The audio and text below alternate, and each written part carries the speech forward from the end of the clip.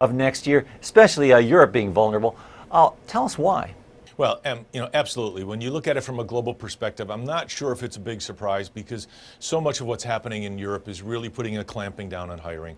In many ways, hiring is really done on two bases. One is kind of a confidence index, and the other is just pure demand.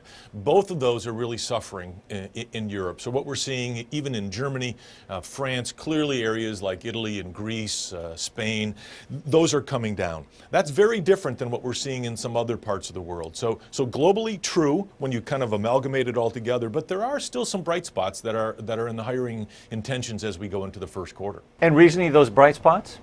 Yeah, the bright spots, actually, when you look at it, the United States is one of those bright spots. So not only from the fourth quarter to the first quarter, because this is a forward-looking survey.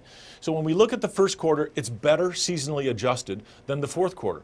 But even more dramatically, if we look at the first quarter of 12 versus the first quarter of 13, it's even much better. So what we're hearing from many industries, not all, but in many industries in the U.S. is they plan on hiring more.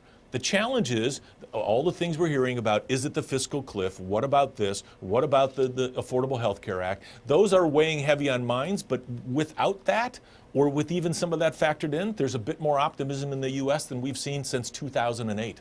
China is a key driver of the global economy and the rest of the region. Well, what about China? And elsewhere. So China, we are seeing some of the better ones are the emerging markets.